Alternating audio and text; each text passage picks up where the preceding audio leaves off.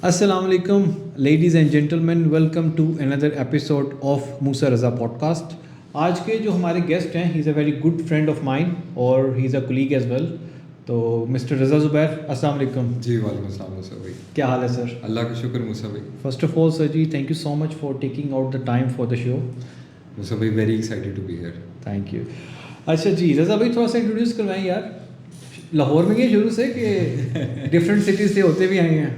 मूसा भाई शुरू से लाहौर से हूँ. अच्छा, वैसे 80s के हैं कि 90s के हैं? मैं जो हूँ वो 80s चाइल्ड. 80s. बिल्कुल लेट 80s. Late 80s. तो आई अबाउट टू मिलेनियल. चलो रज़ा भाई एक शिकायत है आपसे. जी जी. यार मेरे बाल देखें और अपने देखें, ये आप जान के नहीं तो नहीं ये करके आए. आगे पीछे ऑफिस में आपने फिर वो पोनी बांधी होती है, आज आप खुले छोड़ के मुझे आप जेलस कर रहे हैं. I think it's a very valid question. So like all of us, I was a little intimidated by coming to this podcast, or I decided, Raza, you have to be completely honest and you have to be yourself. सही. And इसीलिए this is me, Musa भाई. सही. तो education का थोड़ा बताएंगे रज़ा भाई? बिल्कुल मूसा भाई. स्कूलिंग मेरी गैरिजन की है. सही. और जो यूनिवर्सिटी की मेरी स्टोरी है वो बहुत इंटरेस्टिंग है. कौन सी university? COMSATS. COMSAT. Okay. COMSATS.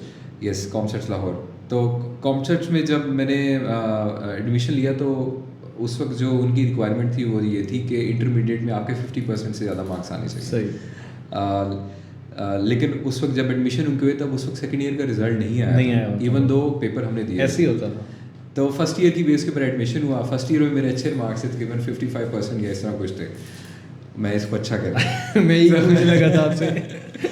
तो अभी आप आगे सुने क्या होता है.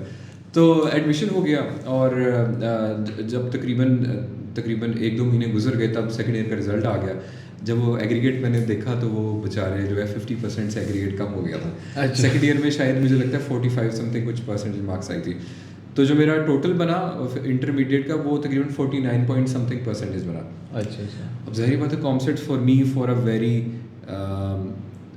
नालायक स्टूडेंट जो है वो उसके लिए एक अच्छी यूनिवर्सिटी थी. तो मैं नहीं चाहता था कि मेरा एडमिशन जो है कैंसिल हो. तो उन्होंने कहा कि अपना सेकेंड ईयर का रिजल्ट जो है वो आके जमा करवाएं. मैं गया वहाँ पे, क्लर्क बैठा हुआ था, उसके सामने थद्दी पड़ी हुई थी इतने पेपर्स की जहाँ पे रिजल्ट थे और वो फ़ोन पे लगा हुआ था. तो मैंने उससे कहा सेकेंड ईयर का रिजल्ट है. उसने कहा इसके डाल दो. मैंने दरमियान में करके जो है ना वो डाल दिया. हुआ यूँ कि मैं डरता रहा कि अब आएगा कुछ ना कुछ ये लोग मुझे निकाल देंगे, लेकिन नहीं निकाला अपेरेंटली. तकरीबन 6 सेमेस्टर गुजर गए. 6 सेमेस्टर गुजरने के बाद I remember standard chartered bank के अंदर मैंने इंटर्नशिप अपनी की. तो उसके बाद एक दिन मैं, अभी हमारा सेमेस्टर ब्रेक थी जिसका इंटर्नशिप करते, घर मेरे लेटर आया. उस पर लिखा था आपका सेकेंड ईयर का रिजल्ट नहीं जमा हुआ, आप जमा करा. नहीं हुआ. उन्होंने ये नहीं कहा कि आपके नंबर का आपका जमा ही नहीं हुआ. तो बहरहाल I knew I was guilty और मैं गया ऑफिस में और उन्होंने जो है वो उन्होंने कहा आपका तो रिज़ल्ट नहीं हुआ. मैंने कहा ठीक है. मैं रिज़ल्ट लेके गया. उन्होंने कहा देखा. उन्होंने कहा ठीक है. कुछ 2-3 दिनों बाद मुझे घर में एक और लेटर आया जिसमें लिखा हुआ था कि आपको यूनिवर्सिटी से निकाल दिया गया. अच्छा. क्योंकि जो है वो आप जो है हमारे एडमिशन क्राइटेरिया पे नहीं पूरा नहीं करते. which was समथिंग जो कि I could not comprehend back then. क्योंकि 6 सेमेस्टर हो गए थे मूसा भाई. 6 सेमेस्टर बाद 3 साल बाद आप कैसे admission. You are on internship. मेरा 1 साल रह गया था यूनिवर्सिटी से ग्रेजुएट होने के लिए और उस टाइम पे मेरे एडमिशन की बात हो रही थी. बहरहाल मैं रोया जाके उनके ऑफिस में और it was a very low moment in my life. इन 3 सालों के अंदर मैं फ़ुटबॉल बड़ी खेली यूनिवर्सिटी के अंदर और मेरे टीचर बहुत अच्छे थे. एक टीचर थे पॉलिटिकल साइंस के टीचर थे. मैं वालिद साहब के साथ गया, स्टिल रिमेंबर. उनके ऑफिस में बैठे, उन्होंने हमारी बात तसल्ली से सुनी. उन्होंने कहा आप जो है ना यूनिवर्सिटी के ऊपर जो है वो केस करते हैं, ये बड़ी ज़्यादती हुई आप लोगों के साथ. ऐसे कैसे कर सकती है यूनिवर्सिटी 3 साल बाद आपको जो है वो करते हैं.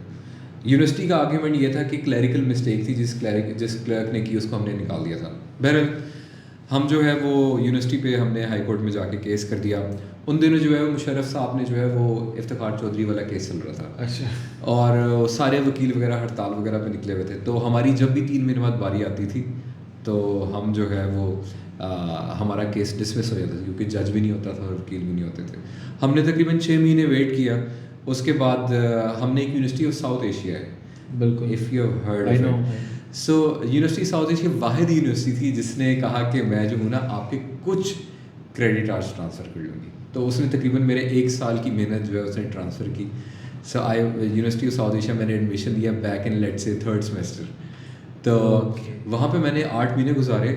इन द मीनवाइल जो है वो तकरीबन 1.5 साल बाद मेरा रिजल्ट आ गया। I won the case from high court और I went back to COMSATS and मज़े की बात ये कि लोग क्योंकि ऑब्वियसली सब लोग नहीं जानते थे कि क्या हुआ था। लोगों को खबर थी कि रज़ा DI हो गए वहाँ से यूनिवर्सिटी से।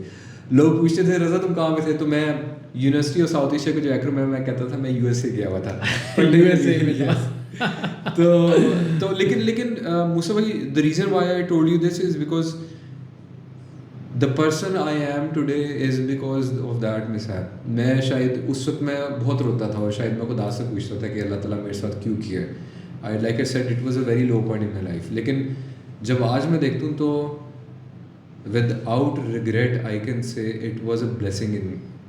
जी। अच्छा, अगर काम की बात की जाए तो आई गेस सारा ही आपका जो करियर है वो सोलर बेस्ड है। सोलर में मूसा भाई टेक्नोलॉजी और बिल्कुल मैंने जब स्टार्ट किया तो मैंने हमारे जितने भी यंगस्टर्स होते हैं मैंने कॉल सेंटर से किया। मैं OVEX में जाता था और रात को हम 9 बजे स्टार्ट करते थे। अमेरिकन कॉल सेंटर, वो अमेरिकन वॉलमार्ट की एक कैंपेन होती थी जिसको हम रन करते थे। सुबह 6 बजे हम फारिग होते थे। It was good money, quick money, but it was very tiring. रात को उठना, वो आपका जो एक साइकिल होता है सोने का, वो सारा डिस्टर्ब कर देता है। तकरीबन 6-7 महीने की अच्छे पैसे कमाए। लेकिन फिर बाद में जब मैंने अपना MBA कंप्लीट किया तो मैं आ गया सोशल वर्क के अंदर। एक ऑर्गेनाइजेशन थी चार्टर्ड डेवलपमेंट एसोसिएशन के नाम से। तो उसके अंदर आए इनिशियली वॉलंटियर जब मैं MBA कर रहा था, लेकिन बाद में उसके अंदर जो है मैंने जॉब स्टार्ट की। और उस आई फील कि जो उस NGO में जितना मैंने काम किया, हमने USAID के साथ काम किया, हमने ब्रिटिश काउंसिल के साथ काम किया, हमने रेडगर्स के साथ काम किया। कितने ऐसे बड़े बड़े इदारे हैं जिनको खाली नाम सुना था, उसके साथ हमने काम उसके आई फील कि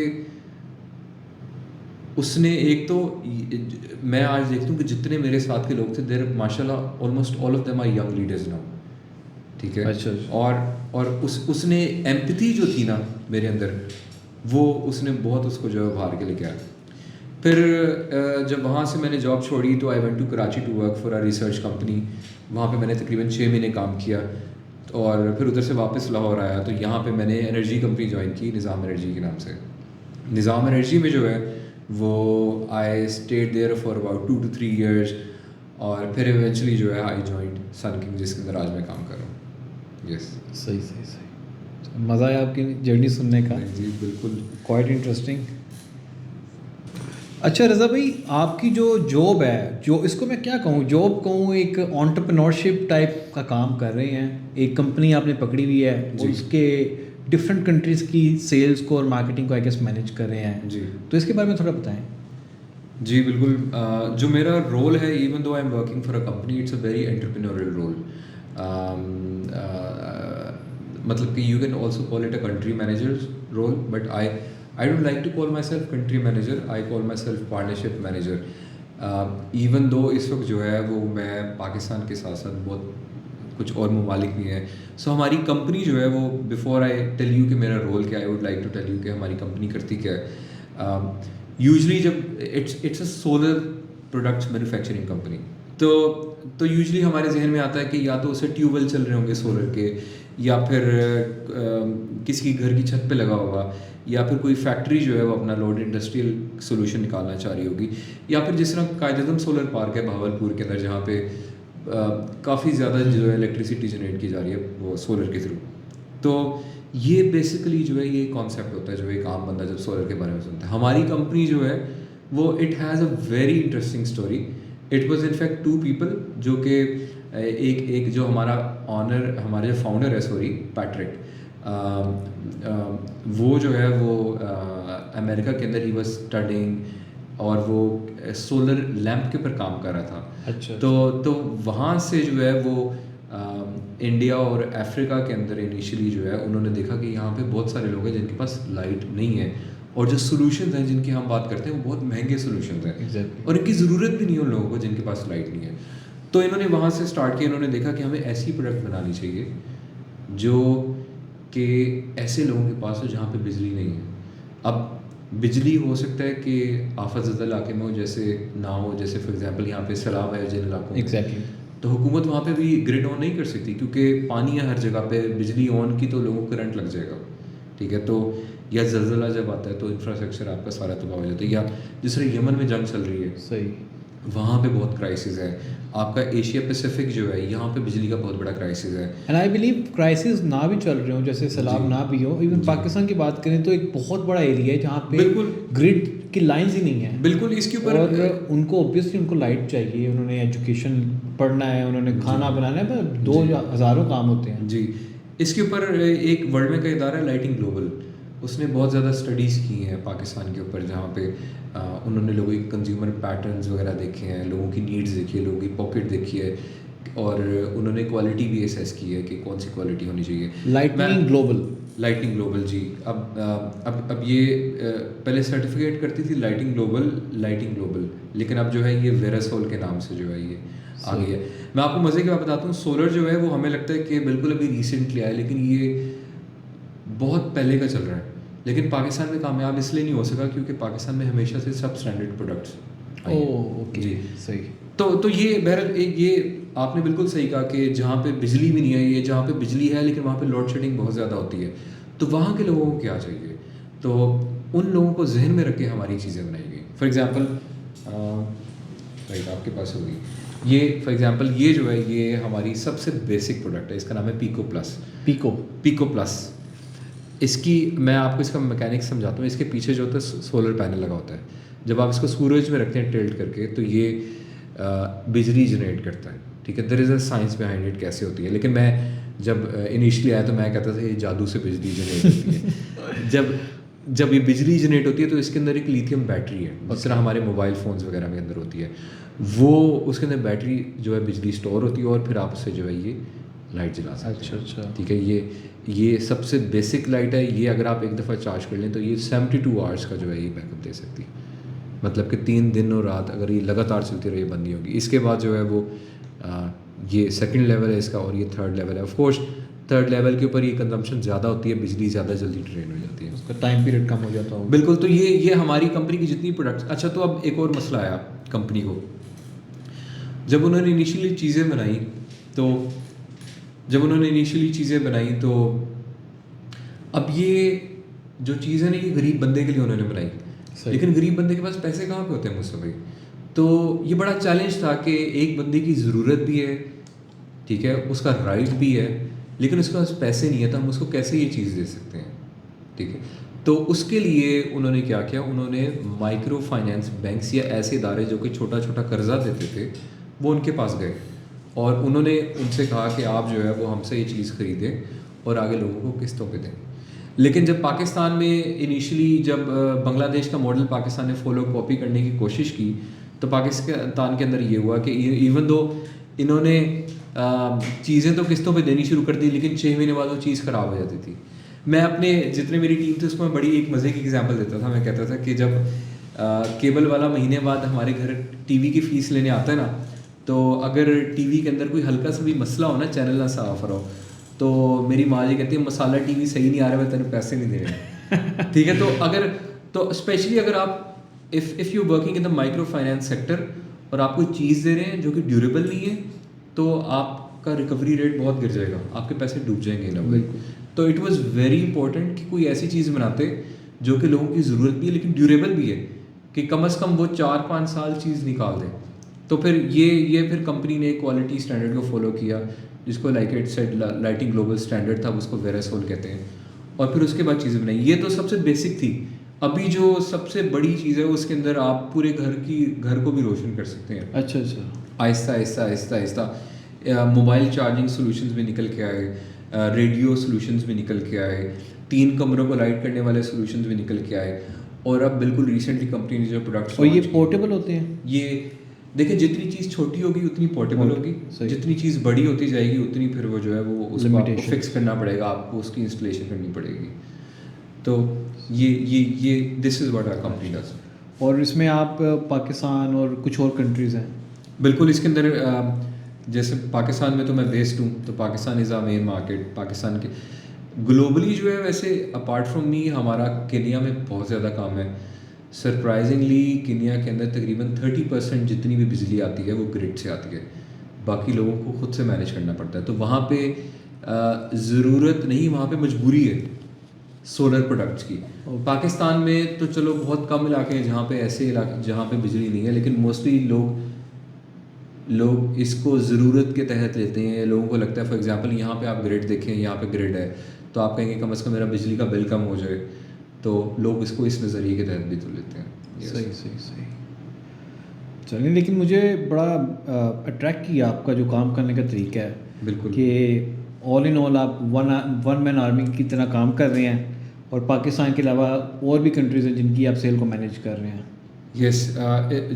जो कंपनी का मॉडल ये है कि जहाँ पे अभी स्टैंडर्ड सेल्स आ रही होती है, वहाँ पे कंपनी सोच के इन्वेस्ट करती है अपने टीम के ऊपर, लेकिन एट वन पॉइंट जहाँ पे कंपनी को लगता है कि इतनी अच्छी सेल्स है कि we can have a legal presence in the country, तो फिर कंपनी खुद से वहाँ पे जो है, जिस तरह बहुत सारे ममालिक हैं in for example in Africa के अंदर बहुत सारे ममालिक हैं जहाँ पे कंपनी प्रेजेंट है। There are countries in Asia Pacific जहाँ पे कंपनी खुद है। इंडिया में कंपनी खुद बैठी हुई है इस वक्त।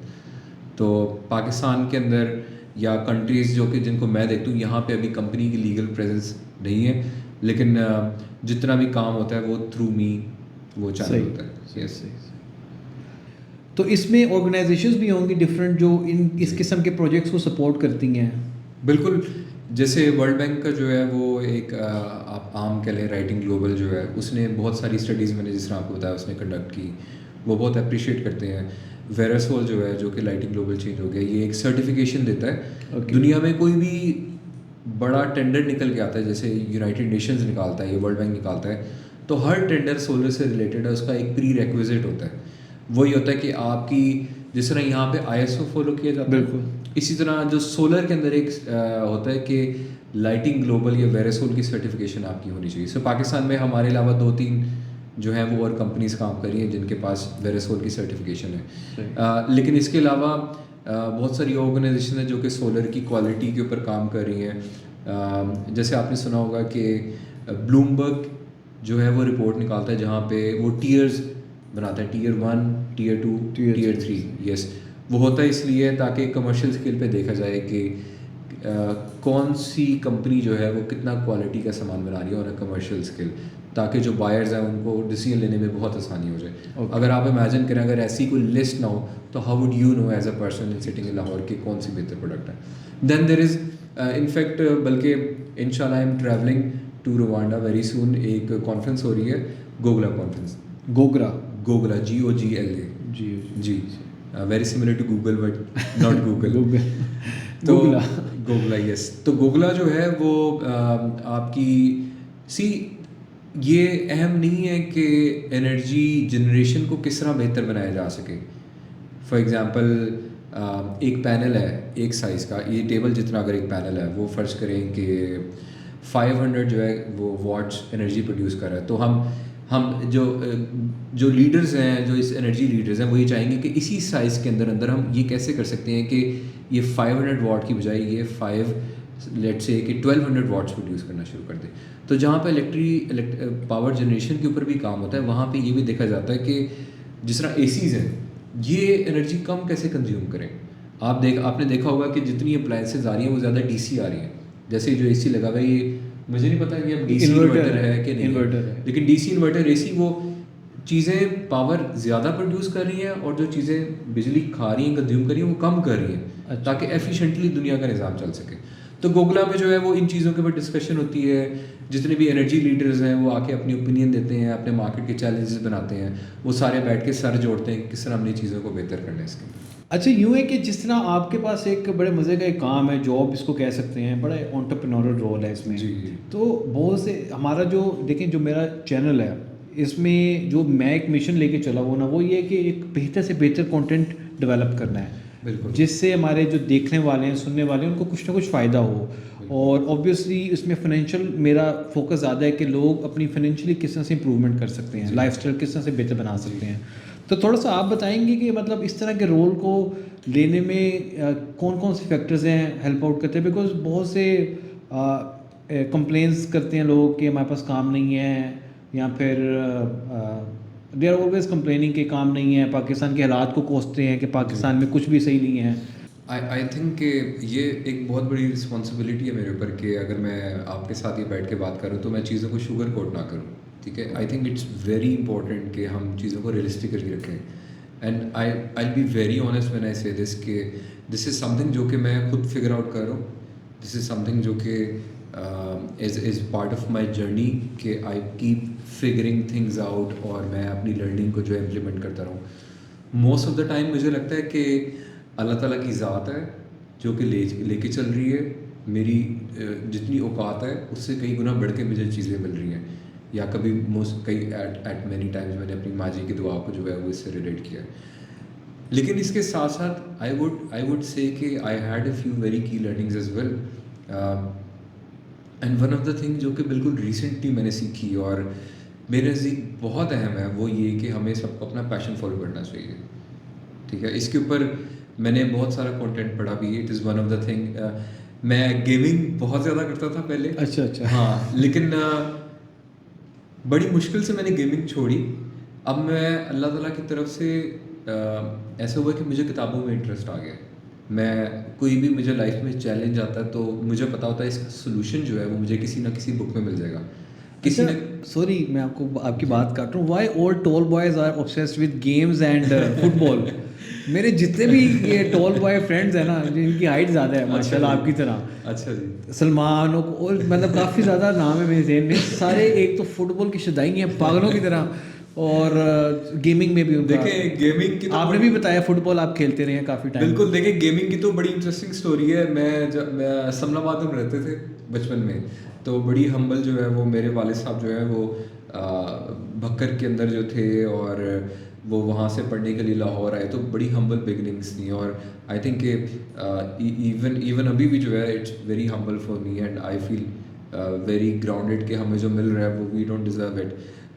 लेकिन गेमिंग का मुझे बहुत शौक था। गेमिंग का ये था कि घर से पैसे मिलते थे चीज़ें लेने के लिए, सही। और मैं जो है वो उसमें से जो है वो गॉड नोज अब तो नहीं याद, लेकिन उसमें से आई एम श्योर कि कुछ ना कुछ जो है वो जाके उसमें टोकन खरीदते, 1 रुपए के 2 या 4 टोकन आते थे, और हम जो है वो उससे जाके वो होता क्या था कि जो दादाबू थे ना मेरे, वो जाते थे रेगुलर नमाज पढ़ने, और रास्ते में जो है वो गेम की दुकान आती थी। अच्छा, ये हर बंदे की स्टोरी है कि मस्जिद और घर के रास्ते में अरे गेमों की आप सुने ना, वो जो होता था ना, मैं गेम खेल रहा था फुल मगन, और दादा वो पीछे से आते थे, जूती उतारते थे, वो ताड़ ताड़ जो है ना वो अच्छा, अब उधर के लड़के जो थे ना उनको पता लग गया। अब वो क्या करते थे, वो खेल रहे हो ना, दादाबू नहीं भी आ रहे होते थे ना, तो वो कहते थे तेरे दादाबू आ गए।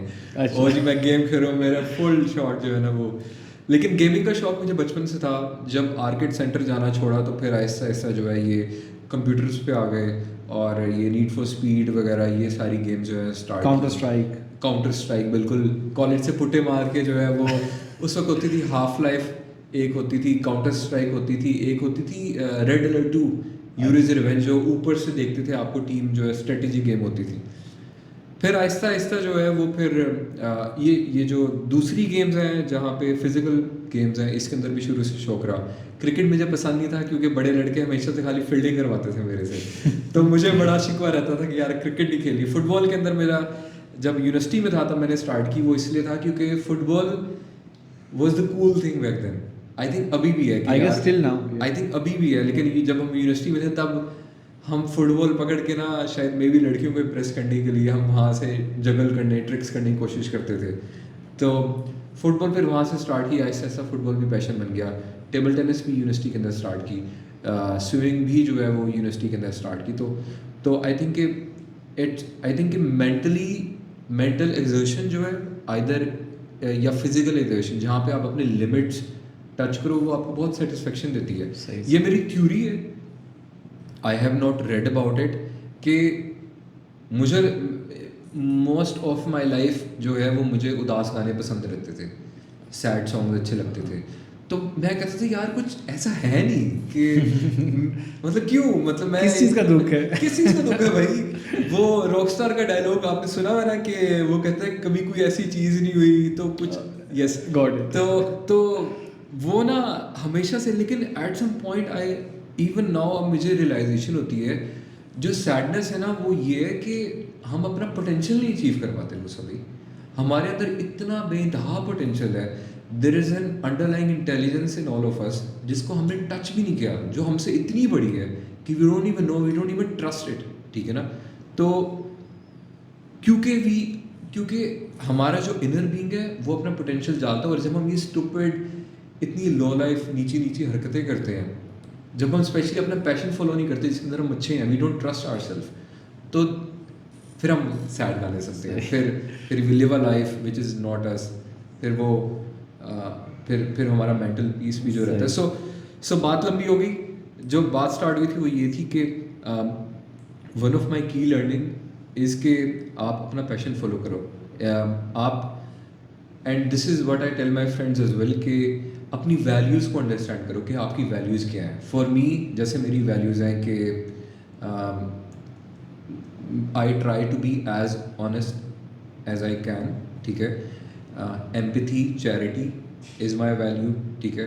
लर्निंग या नॉलेज मेरे नज़दीक बहुत अहम है, ठीक है। ये आप अपनी वैल्यूज़ फिगर आउट करो और फिर उससे आप देखो कि मे बी, बल्कि लोग कहते हैं कि बल्कि टू एनीवन जो कि शादी के लिए लड़का या लड़की ढूंढ रहा है और उसको थोड़ी सी मुश्किल हो रही है ढूंढने में, to them I would say as well, आप पेपर पे अपनी वैल्यूज़ लिखो कि क्या क्या चीज़ें आपके लिए अहम हैं, और फिर जो देखो जो आपके नज़दीक आपने शॉर्ट लिस्ट लोग किए हुए उनमें देखो कि कौन सी वैल्यूज़ वो लोग को रिलेट करते हैं, कौन सी वैल्यूज़ उनमें भी हैं, जिसमें लेट से कि 10 वैल्यूज़ आपकी हैं जिस पे आप कॉम्प्रोमाइज़ नहीं करते, तो आप जो है वो उनमें अगर 7 आउट ऑफ 10 किसी मैक्सिमम बंदे में, तो go and Mary that person. मैं तो कहता हूँ इवन जॉब भी ऐसे तलाश करें आप। ऑर्गेनाइजेशन कल्चर बहुत मैटर करता है। आप किसी ऑर्गेनाइजेशन में जाएँ, आप देखें उधर का कल्चर कैसा है। अगर आपकी वैल्यूज़ के अगेंस्ट होंगी ना, वहाँ पे पॉलिटिक्स चलती रहेगी। आपकी अपनी वैल्यू है कि नहीं यार पॉलिटिक्स नहीं होनी चाहिए, आप कभी भी वहाँ पे जॉब में ज़्यादा देर नहीं टिक सकेंगे। आपका ऑर्गेनाइजेशन कल्चर, ऑर्गेनाइजेशन वैल्यूज़ देखें आपकी किससे मैच करती हैं। श्योर पैसे की भी एक ज़रूरत होती है, पैसा भी इज़ वन ऑफ थिंग जिसको इग्नोर नहीं किया जा सकता, लेकिन वैल्यूज़ आई थिंक और पैशन जो है वो बहुत ज़रूरी है। सही सही। अच्छा, आपने कहा ना जिनकी शादी नहीं, मुझे लगा आपको ज़रूरत बताने लगे। कई लड़के जो जिनकी शादी नहीं हो रही होती ना, वो काफ़ी इन चीज़ों में इंटरेस्ट रखते हैं कि कोई दुआ ऐसी मिल जाए या कोई बाबे का नंबर मिल जाए। बिल्कुल, वाई नॉट। आई थिंक ये एक टाइम हर एक के ऊपर आता है जहाँ पे उसके पास जॉब नहीं होती, उसकी शादी नहीं हुई होती, या जैसे मेरी तरह उसका यूनिवर्सिटी से एडमिशन कैंसिल हो जाता है। लेकिन आई थिंक के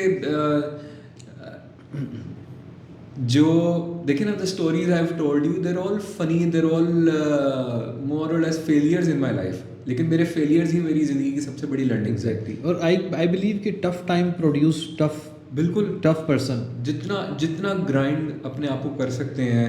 मैं आपको मज़े का बताता हूँ। आपने मेरे बालों की बात की, तो मैंने जब बाल लंबे किए ना, तो पीछे जो है ना वो मकसद था कि मुझे मैन बन जो है वो बड़ा पसंद था। मैन बन आप समझते हैं, जो कि पोनी की होती है ऊपर ऊंची करके। मैं कहता था यार, शाहरुख खान में जो डॉन में आया था, शाहरुख खान प्रॉबेबली शायद उसने भी किया, लेकिन मैं कहता था वो करने। और एक पॉइंट आया जब मैंने कर ली लंबे बाल, तो जो खुले बाल थे ना उसके लिए मेरी शुरू से एक परसेप्शन थी यार, नहीं यार खुले बाल जिनके होते हैं ना वो तो अहमी से लोग होते हैं, और बाश से आवारा से लोग। लेकिन फिर मैं एक दफ़ा रमज़ान था, मस्जिद बड़ा रेगुलरली जा रहा था, तो वहाँ पे एक बुज़ुर्ग प्यारे से छोटे से बुज़ुर्ग आए। उन्होंने कहा बेटा इतनी मेहनत से आपने बाल लंबे किए हैं, तो आप इसको खोल लो, कम से कम जब मस्जिद आते हो सुन्नत भी पूरी हो जाएगी। आप फिर एक और कंपनी है जिनके साथ पिंडी के अंदर हम काम करते हैं, वो सारे माशाल्लाह देयर आर वेरी रिलीजियस। उधर मैं गया तो उन्होंने मुझे बड़ा इस चीज़ पे कन्विंस किया, और फिर मेरे में हिम्मत आई कि आई हैव समथिंग जिसको लेके मैं अपना डर फेस कर सकता हूँ। तो अभी मेरा लाइफ का मिशन ये है कि मैं फ़िलासफ़ी,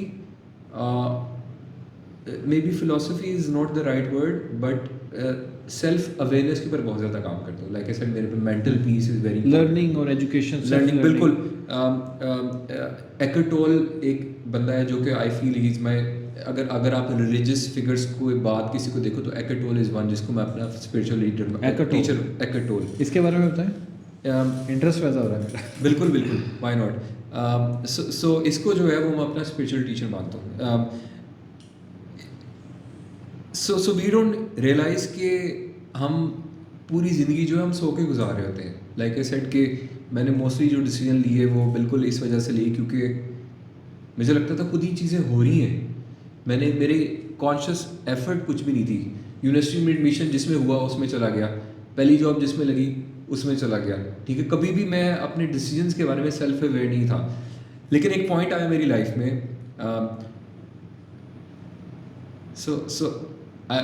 सो इस पॉडकास्ट पे आने से पहले I had a conversation with myself, should I discuss this or not, क्योंकि it's something very personal to me. मेरी ज़िंदगी में एक पॉइंट आया मूसा भाई जहाँ पे मुझे अपने आप से घिन आने लग गई. अच्छा. इट वॉज अ पॉइंट जो कि शायद हर बंदे की ज़िंदगी में आता है, जहाँ पे उसके जो गुनाह होते हैं वो उसका पीछा नहीं छोड़ते. ठीक है, वो उसको पूरी तरह जकड़ लेते हैं. तो वो पॉइंट मेरी ज़िंदगी में था जहाँ पे I had to make a decision. I could either give up या नहीं. लेकिन उस टाइम पे अल्हम्दुलिल्लाह I made a decision to continue fighting. और मैं अपने आप को एक फाइटर कहता हूँ. I yes, this is, I actually believe कि आई एम अ फाइटर. उस पॉइंट में मुझे रियलाइज़ हुआ कि जो हमारे जहन में सोच आती है ये हमें डिफाइन नहीं करती. It's a very interesting concept for someone जिसने इसके बारे में पढ़ा नहीं. मसला ये है कि मोस्ट ऑफ अस हम अपने आप को एसोसिएट करते हैं जो हमारे जहन में सोच आ रही होती है. ठीक है, बट हर मेजर रिलीजन, हर मेजर स्पिरिचुअल टीचिंग में ये कहा गया है कि जो आपकी सोच है, आप और आपकी सोच दो अलग अलग चीज़ें हैं. It's very interesting if you think about it. अच्छा. कि अगर लेट सपोज के फॉर मी, अगर मैं जा रहा हूँ बाज़ार में एंड लेट से आई सी अ ब्यूटीफुल गर्ल, ठीक है ना, एंड मेरे जहन में इमीडिएटली जो है वो एक चीज़ आती है. मोस्ट ऑफ अस हम उससे आइडेंटिफाई कर लेते हैं. हम कहते हैं यार ऐसी सोचें क्यों आ रही हैं हमारे जहन में, हमारे साथ कोई मसला है, हमारे साथ कोई शायद मे बी हम पोर्न ज़्यादा देखते हैं, हम ऐसी, हमारे दोस्त ख़राब हैं कि बार बार वो ऐसा कंटेंट व्हाट्सएप पे शेयर करते हैं कि हमारे अंदर ये चीज़ें आती हैं. But the moment I realise this कि ये जो मेरे सोच आती है इसका मेरे से कोई ताल्लुक़ नहीं है. मैं तो एक पाक, अल्लाह ताला ने इंसान को पाक बनाया है, मैं वो हूँ. लेकिन यू कैन कॉल इट शैतान, यू कैन कॉल इट सोच, you can call it ego. Who is responsible ये इन थॉट्स के बारे में? बिल्कुल. सो ये जो सोच होती है ये ये इट्स अ कंप्लीट, ये जो आप बात कर रहे हैं it's a complete school of thought जो कि ये कहता है कि जो सोच होती है, Eckert toll is just one of them. ये बहुत बड़ा स्कूल ऑफ थॉट है, ठीक है, जो कि बिलीव करते हैं कि आपकी सोच जो है ये आपको डिफाइन नहीं करती. ये क्यों आती है इसकी कोई रीज़न भी नहीं होती. और सबसे मज़े की बात कि आप इसको फाइट भी नहीं कर सकते. अब आपका ये किसी का ये सवाल हो सकता है कि जब आप अपनी सोच को फाइट नहीं कर सकते तो फिर फ़ायदा क्या है उसके बारे में, ये जानने के लिए. इसको फाइट नहीं कर सकते, लेकिन जैसे फॉर एग्जांपल एक सोच आ रही है आपके जहन में, ठीक है, किसी को देख के, और आप कह रहे हैं मैंने नहीं सोचना. लेकिन जितना आप अपने आप को कन्विंस करेंगे, आपका दिमाग बहुत तेज़ है. You have to realise it. आपका दिमाग आपके जिस्म का सबसे इंटेलिजेंट पार्ट है. जितना आप ये रियलाइज़ करेंगे उतनी इंटेलिजेंटली आपको दोबारा ये सोच वापस आएगी. तो इसका ये तरीका है कि वो लोग ये बताते हैं कि आप सेल्फ अवेयर हो जाए अपनी थॉट्स के बारे में. वो एग्जांपल देते हैं. फॉर एग्जांपल आप रोड के साइड पे बैठे हुए हैं एंड सामने से बहुत हैवी ट्रैफिक जा रही है. So you just sit there and you observe कि एक गाड़ी आ रही है और वो जा रही है, एक सोच आ रही है वो जा रही है. आप उसको डिफेंड ना करें, आप उसको फाइट ना करें, just be there. So for me I know it's a very hard concept to understand जब तक आप खुद इस पॉइंट पे नहीं आ जाते कि आपके पास कोई और चारा ना हो कि अपने आप को डिसआइडेंटिफाई करें सोच से. लेकिन फॉर मी जब वो पॉइंट आया, जब आई रियलाइज्ड कि मैं और मेरी सोच दो अलग-अलग चीज़ें हैं। तो मैंने अपनी डायरी में उस मोमेंट को फ्रीडम लिखा था। For me, it was freedom, and for me, whenever I think about the Independence Day कि मुसलमानों को आज़ादी मिली, तो मैं इस कॉन्सेप्ट को, फ्रीडम के कॉन्सेप्ट को उस कॉन्सेप्ट से को रिलेट करता हूँ, क्योंकि ये पिछले 2 साल की बात है और उसके बाद मेरी ज़िंदगी में मिरेकल्स हुए हैं और my life has been nothing short of miracles. Even अभी आपके सामने मैं बैठा बात कर रहा हूँ, यू थिंक के maybe this is normal for you, but for me I would never have imagined, मूसा भाई, कि I would sit with somebody और सामने कैमरास लगे हुए and I would discuss my life with them। नहीं नहीं, ऐसा ऐसा ऐसा शुरू से कभी भी नहीं था। so this is my one of core stories जो कि I think made a big impact on me। लेकिन ये कॉन्सेप्ट मुझे बहुत अट्रैक्ट किया है बिल्कुल। कि अच्छा, इसमें एक चीज़ ये भी है कि मुझे ऐसा फील होता है कि जो भी थॉट्स आपके आते हैं जी। और इवन के आई वुड से कि अक्सर वही चीज़ें ख्वाब में भी कभी कभी आपको आती हैं, तो उसका कहीं ना कहीं कनेक्शन होता है कि what's happening in your life. ठीक है। आप क्या कर रहे हैं, आपका काम क्या है, उससे का और आपके किन के इर्द गिर्द बैठे होते हैं, दोस्तों यारों में या फैमिली में। मुझे लगता है कहीं ना कहीं उनकी जो कही हुई बातें हैं वो भी अफेक्ट करती हैं चीज़ों को, आपके थॉट्स को और आपकी पर्सनैलिटी को। देखिए, जो अगर आप साइंटिफिक मैंने सोच के ऊपर बहुत सोचा है। सही। सो जो ये लोग कहते हैं सोच बुरी नहीं है। जब इंसान का एवोल्यूशन हुआ तो इंसान को सोच दी गई, ठीक है ना। Even though there are studies जो कि कहती है कि एनिमल्स भी सोचते हैं, there is a thought process behind it, लेकिन लेट्स से कि इंसान को कॉन्शियसनेस दी गई, अवेयरनेस का एलिमेंट इंसान में लेके आया गया। तो होना ये था कि इंसान, let's call it a tool, हम थॉट को टूल के तौर पे कहते हैं, होना ये चाहिए था कि उस टूल को लेके इंसान उस दुनिया में अमेजिंग चीज़ें करता और फिर मज़ीद इवॉल्व होता। लेकिन हुआ क्या कि हम उस टूल के गुलाम बन गए। हमारी सोच ने हमें ऊपर से कैप्चर कर लिया। इमेजिन कि हम सारा दिन अपनी स्क्रीन को देख के ऐसे ऐसे स्क्रॉल करते रहते हैं, ठीक है। जिन दिनों मुझे I call it a moment of freedom. बड़ा क्लीशे है कहना ये, लेकिन मतलब कि मैं आई रिमेंबर कि उन दिनों जो है वो मुझे बड़ी क्लैरिटी थी लाइफ के अंदर कि क्या क्या, मतलब कि मैं बैठा होता था, अचानक से जो है वो एक सोच आती थी, लुक एट योर मोबाइल, और मोबाइल उठा के जो है वो देखो क्या हो रहा है। कोई रीज़न नहीं होती थी, बिल्कुल कोई रीज़न नहीं होती, ख्याल है और बंदा ख्याल है, और मैं हाथ ऐसे जाता था और पकड़ने के लिए mobile, and I would stop like मैं ये क्यों कर रहा हूँ। We can call it call to action thoughts. बिल्कुल।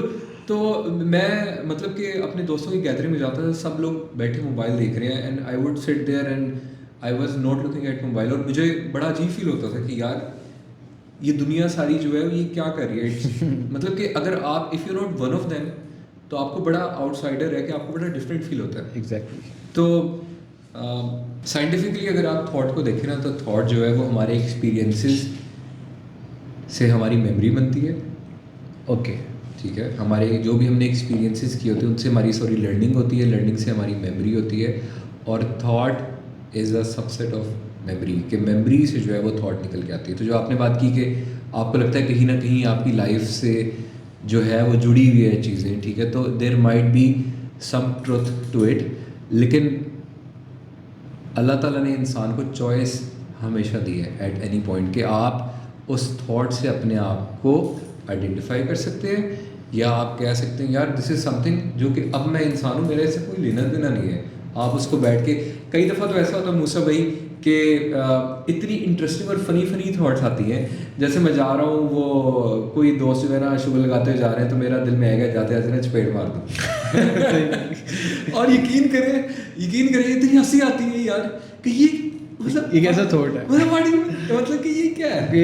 ये कॉलेज लाइफ में ये अरे आप यकीन नहीं करेंगे मूसा भाई, जब आप when you become aware of ये थॉट्स ना, आप नज़र रखते हैं अपने ऊपर, ठीक है। और इसके ऊपर सूफीज़ ने बहुत ज़्यादा इसके ऊपर काम किया है, इसके ऊपर बेतहा लोगों ने काम किया। जब आप अपने नज़र रखते हैं कि आप इमेजिन करें, मैं आपको एक एग्जांपल देता हूँ या एक आपको ट्रिक बताता हूँ। आप ऐसा सोचें कि ये ख्वाब चल रहा है, सही, ठीक है ना। ख्वाब में जो आप काम कर रहे होते हैं, असल में आप उसके पीछे होते हैं। आप देख रहे होते हैं कि आप ये कर रहे हैं, ये कर रहे हैं, लेकिन एक्चुअल नहीं आप होते। इसी तरह हमारे पीछे एक कॉन्शियसनेस है, हम जो कर रहे होते हैं लाइफ में वो हम ऑटो पायलट पे कर रहे होते हैं। तो कहते हैं कि जब आप अपने बारे में अवेयर हो जाते हैं ना, तब आप सोच नहीं रहे होते, ठीक है। तो मतलब if you become aware of it, अगर आप हल्की सी कॉन्शियस एफर्ट करें कि आप अपने जहन में रखें कि अच्छा अब मुझे कौन सी सोच आ रही है, बिल्कुल छोटी सी, तो यू वुड रियलाइज़ के या तो आपको कोई सोच नहीं आ रही, या फिर आप उससे बिल्कुल फ्री हो गए, या फिर आपको हंसी आएगी यार ये क्या है यार, व्हाट इज दिस। सही। हाँ बहुत मज़े की चीज़ बताई। बिल्कुल बिल्कुल, ये इसके ऊपर इतना लिटरेचर है मूसा भाई।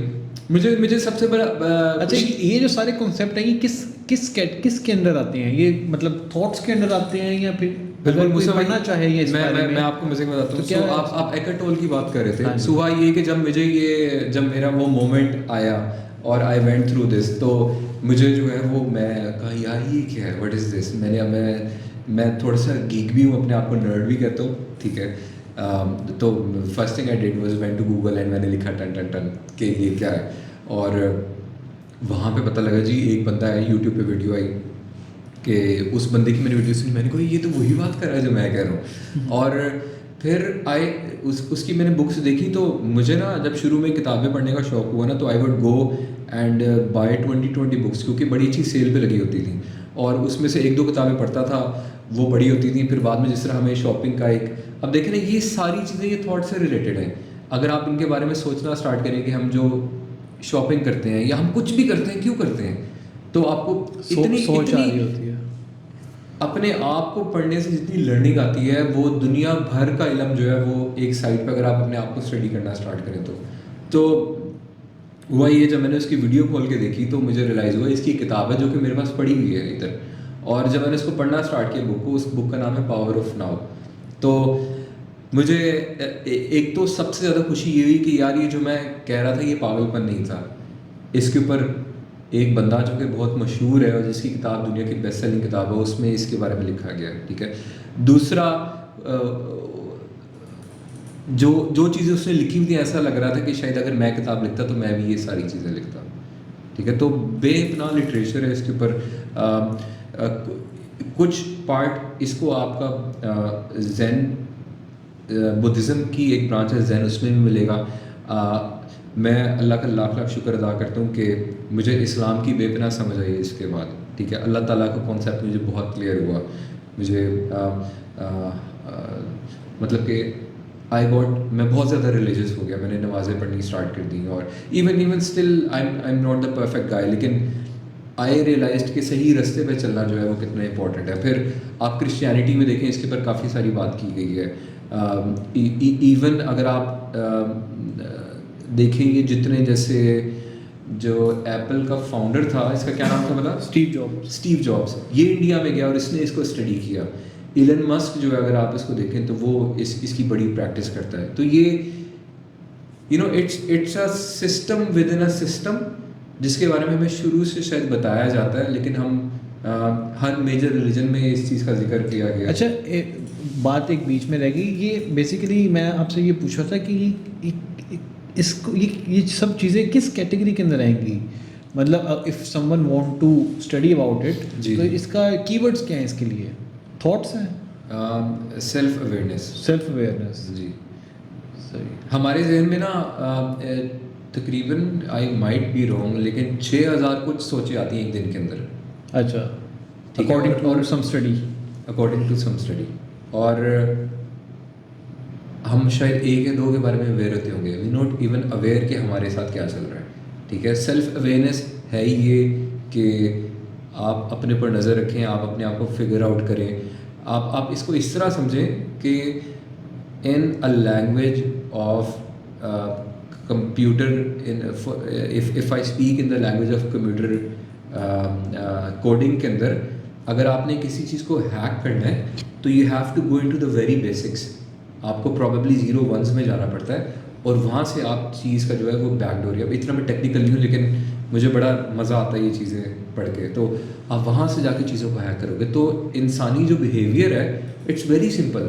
अगर आप अपनी कोई हैबिट या कोई चीज़ चेंज करना चाहते हैं, तो go to the very basics, understand कि आप जो चीज़ें कर रहे हो वो क्यों कर रहे हो, ठीक है। अपनी खामियों के ऊपर ख़ास गहरी नज़र रखो, and then maybe try to figure out के if there is a book someone has written on it, या there must be a video on YouTube. तो ये जो सेल्फ अवेयरनेस है ये आपको अपने आप को समझने में काफ़ी हेल्प करती है, और फिर जब आप अपने आप को समझ आते हो तो फिर आपका कॉन्फिडेंस बिल्कुल बूस्ट करता है। In fact there is a term for it जिसको इमोशनल इंटेलिजेंस कहा जाता है। सही। हमारे यहाँ जब इंटेलिजेंस की बात की जाती है तो मोस्टली वो ज़्यादा नंबर लेने वाले बच्चे आते हैं। ज़्यादा नंबर लेने वाले बच्चों के बारे में की जाती है। वेराज अगर आप इस वक्त यूट्यूब पे जाएं you write type of intelligence, तो यू वुड फाइंड के there are many types of intelligence, जहाँ पे स्पेशल इंटेलिजेंस होती है। स्पेशल मतलब कि जो डांसर्स होते हैं दे नो, या जो आइस स्केटिंग करते हैं they have a very clear understanding कि उनकी बॉडी इस वक्त कहाँ पे है। वो जंप करेंगे तो वो जब घूम के जब लैंड करेंगे तो how should they position their body. फिर जो म्यूजिशियंस होते हैं उनके अंदर एक स्पेशल सेंस होती है to understand each and every beat, ठीक है। इसी तरह there is an intelligence called emotional intelligence, और ये चीज़ जो कि आहिस्ता आहिस्ता शायद साइंस ने नहीं एक्सेप्ट की थी लेकिन अभी बड़ी एक्सेप्ट कर लिया, अभी बहुत एक्टिवली इसके ऊपर काम हो रहा है हमारी ऑर्गेनाइजेशंस के अंदर। जो इमोशनल इंटेलिजेंस होती है it has a lot to do with your self awareness, ठीक है। It has a lot to do with empathy perspective, जो कि उस दिन भी हम इसके ऊपर बात कर रहे थे। फिर सेल्फ इम्प्रूवमेंट भी इसके अंदर आती है कि आप अपने आप को कितना इम्प्रूव करना चाहते हैं, और आई थिंक यही 3-4 चीज़ें हैं जो कि इमोशनल इंटेलिजेंस को जो है वो रिफ्लेक्ट करती है, या मे बी शायद अपने इमोशंस जो हैं वो आप कितना एक्टिवली कंट्रोल कर सकते हैं। मेरा अपना पर्सनली मेरी वाइफ के साथ मेरी लड़ाइयाँ बहुत कम हो गई जब से मैंने अपने आप को पढ़ना स्टार्ट किया। मुझे रियलाइज़ होता था कि बात जब मेरा मूड ऑफ होता था, जो कि इमोशंस जो होते हैं एक्चुअली हमारी थॉट्स होती हैं जो कि ट्रांसलेट होती हैं बॉडी के अंदर। तो जब मेरा मूड ऑफ होता था ना तब वो कोई भी बेगम मेरी बात कहती थी मुझे बुरी लगती थी। तो और जब मेरा मूड अच्छा होता था ना तब वो कोई बुरी बात भी कहती थी तो मैं इसको इग्नोर कर देता था। तो द मोर आई रियलाइज्ड कि एवरीथिंग जो दुनिया में हो रही है it has less to do with them, it has more to do with कि मेरा अपना का निज़ाम कैसा चल रहा है। वो बहुत मशहूर सेइंग है कि जो दुनिया है वो आपके दिल का रिफ्लेक्शन है, कि आपके दिल में जो चल रहा होता है ना, अगर आपका दिल मुतमिन है, आप खुश हैं तो आपको हर बंदा मुतमिन लगेगा, आप खुश लगेगा, आप हर एक से हंस के बात करेंगे और हर बंदा आपसे हंस के बात करेगा। बिल्कुल, आपने जितनी भी बातें की बिलीव करेंगे, मतलब इट्स ऑल के मतलब मैं कह नहीं रहा बट मेरे भी दिल की बात है ये सारी सारी बातें मुझे यही बात है ना, ये सारी ऑब्वियस बातें हैं, लेकिन घूम फिर के बात आई थी अवेयरनेस के ऊपर कि we not aware of it. जब हम अपने आप को स्टडी करते हैं, अपनी थॉट्स को देखते हैं, तो हम ऐसा ऐसा इन ऑब्वियस चीज़ों, मेरी दोस्तों से मेरे कई दफ़े बहस होती है, कहते हैं यार ये तू बातें कर रहे हैं ये तो ऑब्वियस चीज़ें हैं, ये तो सबको पता है। मैं कहता हूँ ये सबको पता है लेकिन लोग इसके बारे में अवेयर नहीं होते। पीपल डोंट रियलाइज के there is a very easy path और राइट पाथ जिसका इस्लाम में जिक्र किया गया। देखें, आई बिलीव कि दुनिया में जितनी भी सही बातें हैं वो सारी एक ही चीज़ के ऊपर पॉइंट करती हैं। सब चीज़ों का सोर्स एक ही। आप कहीं से भी किसी चीज़ को पकड़े ना तो इवेंचुअली आप घूम फिर के जो है वो एक ही चीज़ के ऊपर आएंगे। तो ये सारी बातें हमने पहले सुनी हुई है, लेकिन आई होप कि एटलीस्ट आप जाके बुक पढ़ेंगे इसके ऊपर कुछ ना कुछ तो। अच्छा सर, अभी रिसेंटली फ्लडेड एरियाज़ में भी होके आए हैं आप, आई गेस साउथ पंजाब में गए थे। जी तो थोड़ा सा एक्सप्लेन करेंगे, बिकॉज मैं पर्सनली अगर बताऊँ ना तो I do not trust a lot electronic media because of some reasons. आप अंडरस्टैंड करते हैं इस चीज़ को, लॉबीज़ बनी हुई हैं पॉलिटिकल पार्टीज़ की और मीडिया चैनल्स की।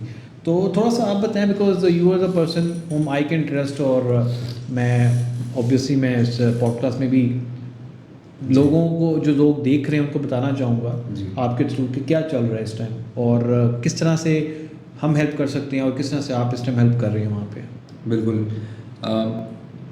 मूसा भाई, जब मैंने अपने आप को स्टडी करना स्टार्ट किया ना तो मुझे रियलाइज़ हुआ कि मेंटल पीस कितना अहम है। और I could see all the insanity जो कि सोशल मीडिया पे चलती है। हमारे न्यूज़ चैनल्स एक दूसरे को इतना डिवाइड करें एक दूसरे के अगेंस्ट। इस साल के शुरू में मैंने तहिया किया कि मैं न्यूज़ नहीं देखूँगा। And there are lot of people जो कि एडवोकेट करते हैं इस चीज़ को, कहते हैं जो आपको चीज़ पता लगनी आपको लग जाएगी। देयर इज़ नो नेसेसरी कि आप तो I got very vocal against news and social media. लेकिन इसका एक नुकसान भी हुआ, and it is one of the point जो कि मेरे दोस्त अक्सर जिनसे मैं ज़रा जब व्हेन वी डिस्कस तो वो भी कहते हैं कि जब फ्लड आया तो मेरा जो सबकॉन्शियस है एक्टिवली वो इसको न्यूज़ ही कंसिडर करता था, और उसने इस चीज़ के ऊपर जो है वो ज़्यादा देखना उसने मना किया। तो इस दौरान हुआ ये कि एक दफ़ा मैं मस्जिद गया, और मस्जिद जाके जो है वो मैं बैठा हुआ था, इमाम साहब जो है वो खुतबा दे रहे थे, उससे पहले इमाम साहब जो है वो तकरीर कर रहे थे। तो अब वो ऐसा पॉइंट होता है जहाँ पे आपके पास कोई ऑप्शन नहीं होती सिवाय सुनने के। तो अल्लाह ताला उनको जज़ा दे, माशाल्लाह इमाम साहब ने बड़ी इमोशनल तकरीर की, बेचारे रो पड़े। एक होता है कि बनावटी रोना, लेकिन एक होता है यू कुड सी कि बंदा जो है वो दिल से रो रहा है, पता तो लग जाता है। पता लग जाता है। ऑनेस्टी जो होती है ना, वो अंडरलाइंग एक इंटेलिजेंस है हम सब में, जिसमें हम एक दूसरे के अंदर अंडरस्टैंड कर सकते हैं बंदा ऑनेस्ट है या किसी मकसद के लिए बात कर रहा है। तो वो चीज़ है ना मूसा भाई, वो चीज़ उन्होंने उनकी जो है मुझे क्लिक की। मैं जब आ रहा था ऑफिस, मेरा कज़न था मेरे साथ, और आई रिमेंबर कि जो हमारी कॉन्वर्सेशन थी वो ये थी कि अब कुछ कर लेना चाहिए। ठीक है, आप इस तरह समझें कि जैसे आप अपनी जॉब में इतने निले हैं कि आपका बॉस कहता है अब तो तुझे मैंने निकाल ही देना है। अब वो पॉइंट आता है, आप कहते हैं यार होते रजा कुछ कर ही लेंगे, ठीक है ना। तो उस पॉइंट में मैं इतना निल्ला था कि मैंने कहा रजा यार अब तो कुछ कर ही लेना चाहिए, अब भी ना किया ना तो लानत है यार वैसे, ठीक है, सॉरी। नहीं ठीक है प्लीज़। तो मैं ऑफिस आया, और आमिर से मैंने वहाँ पे हमने सोचा कि हमारी कुछ ज़कात रहती है जो कि हम जो है ना चैरिटी करेंगे। पिछले तकरीबन 1 साल से ज़कात देनी है, अल्लाह का शुक्र है स्टार्ट की है, और मैंने कहा पिछले साल की ज़कातें भी जो है शायद इसमें थोड़ी थोड़ी निकल जाएँ तो भला हो जाएगा लोगों का। अभी बिल्कुल अभी फ्रेश था, जुमे का ही दिन था। हम आए यहाँ पे, जब मैं पहुँचा तो देन आई रियलाइज्ड कि यार बजाय इसके कि मैं ज़कात जो है वो आम आटा चीनी या टेंट वगैरह के लिए करूँ, मेरे पास एक ऐसी चीज़ है जो कि बड़ी ज़रूरत की चीज़ है लोगों के लिए, जहाँ पे सलाब आया। और जब इसके ऊपर मैंने कैंपेन करनी स्टार्ट की, तो सबसे पहले मैंने लोगों को ये समझाया कि जिन इलाकों में सैलाब आया हुआ है, ठीक है, जो लोगों के घर तबाह हुए हैं, ठीक है, I would like to emphasise on that again कि हम इतने प्रिविलेज्ड हैं कि हमें कोई आइडिया नहीं है इस चीज़ का। फॉर एग्ज़ाम्पल एक वी कांट इवन इमेजिन कि एक जैसे फॉर एग्ज़ाम्पल मैं आपको पहले अपनी एग्ज़ाम्पल दे रहा था कि मेरे पहले हम जॉइंट फैमिली सिस्टम में रहते थे। मेरे वालदा की जो है वो जब ज़मीन उनको मिली तो मेरे वालिद साहब ने जो है वो उनकी ज़मीन के पैसे लिए और कुछ अपनी जो है उनकी कमाई का करके उन्होंने एक ऐसी सोसाइटी में ज़मीन ली जहाँ पे शायद हमें उससे 5 लाख रुपए की भी ज़मीन मिली होगी या इससे भी कम। कनाल हमने लिया, तो वो उसमें कोई भी घर नहीं था सोसाइटी के अंदर, कम्प्लीटली डिजर्टेड सोसाइटी थी। लेकिन वो घर लिया और आज हमारे घर जो है वो शायद it is one of our biggest asset in life, ठीक है। आई कांट इमेजिन कि आज के दौर के अंदर अगर हमें घर बनाना पड़े तो कितना मसला होगा। तो जब मैं उधर गया और वहाँ पे मुझे रियलाइज़ हुआ कि हम इतने प्रिविलेज्ड हैं कि हमें समझ नहीं आ सकती कि फॉर एग्ज़ाम्पल अगर हमारे लाहौर में हमारे घरों के अंदर सैलाब आ जाए, मेरे घर में सैलाब आ जाए, ठीक है, और हमें ज़बरदस्ती वहाँ से हुकूमत कहे कि किसी दूसरे शहर में चले जाओ और वहाँ पे हम जाएं, जब हम वापस अपने घरों में आए तो हमारी जो है वो सोसाइटी की सड़कें सारी टूट चुकी हो, ठीक है, गैस के पाइपलाइन सारे तबाह हो चुके हों, हमारे ज़मीनों के ऊपर से सैलाब का पानी गुजरे तो हम पानी भी वहाँ का ना पी सकते हो। हमें कहा जाए कि बोतलों का पानी तुमने शहर से ला के पीना है। हमारे घर गिर चुके हो जिनको हमने इतनी पैशन के साथ, इतनी मेरी नाना बू की ज़मीन थी जो कि मेरी अम्मी को मिली, जो कि मेरे वाले साहब ने इस्तेमाल की, जो कि जिससे घर बना और जिसमें आज हम रह रहे हैं, 3 जनरेशन्स का पैसा मिला के हमारा घर बना, वो टूटा हो। आई कैन नॉट, वही मैं आपको कह रहा था कि हम लोग तो आई गेस इमेजिन भी नहीं कर सकते। हम मुझसे भाई हम यहाँ पे बैठ के, मुझे तो लगता है it's unfair even to talk about it. I will be very honest with you, I think I should be there doing something, यहाँ पे बैठ के बात करने की बजाय, ठीक है। लेकिन मुझे ये भी समझ आया कि अगर इमाम साहब ने बैठ के वहाँ पे बात ना की होती तो शायद आज मैं कुछ भी ना कर रहा होता। आई अंडरस्टैंड कितना ज़रूरी है कि हम इस पर बात करें, लोगों को इंस्पायर करें ये। और अल्लाह का शुक्र है जब मैंने बोलना स्टार्ट किया तो पीपल लिसन्ड। सबसे पहले तो आई डिसाइडेड कि उन लोगों के लिए मेरे पास एक ऐसी चीज़ है जो कि उनकी सफरिंग ईजी कर सकती है। मेरे पास सोलर लैम्प जो है, क्योंकि वो लोग सड़कों के किनारे शायद शेल्टर उनको लोगों ने दिया है, खाने का सामान दिया, लेकिन रात होते ही जो है उनको देखने के लिए उनके पास कुछ भी नहीं, घूप अंधेरे में आ जाते हैं।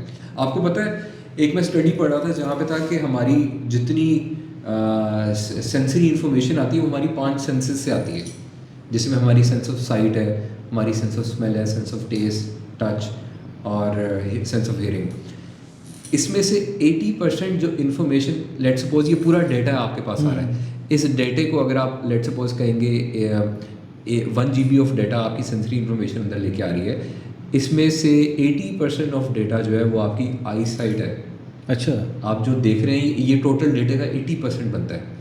यही वजह है कि जब अंधेरा होता है ना तो हम वहाँ पे जाते हुए डरते हैं, क्योंकि हमारा दिमाग 80% इन्फॉर्मेशन से महरूम हो जाता है। ओके, तो ये साइंटिफिक है, ये दिस इज साइंटिफिक स्टडी। अच्छा। हमारा दिमाग कहता है कि 80% इन्फॉर्मेशन उसके पास सडनली खत्म हो जाती है, तो उसको समझ नहीं आती। तो I read something about this और आई कुड अंडरस्टैंड, और मेरी फील्ड भी ये थी कि उनके लिए कितना ज़रूरी है, लेकिन अनफॉर्चुनेटली कोई बंदा भी इसके ऊपर ध्यान नहीं दे रहा था। कितने केसेस आए जो कि रात को रेंगने वाले जानवर, क्योंकि वहाँ पे खुशी का छोटा सा टुकड़ा होता है, उससे भी सांप वगैरह आते हैं, उससे भी बिच्छू वगैरह आते हैं, वो रात को तो नज़र नहीं आते ना, दिन में तो आप बच सकते हैं, रात को जब सोए हुए हैं वो आके काट लेते हैं।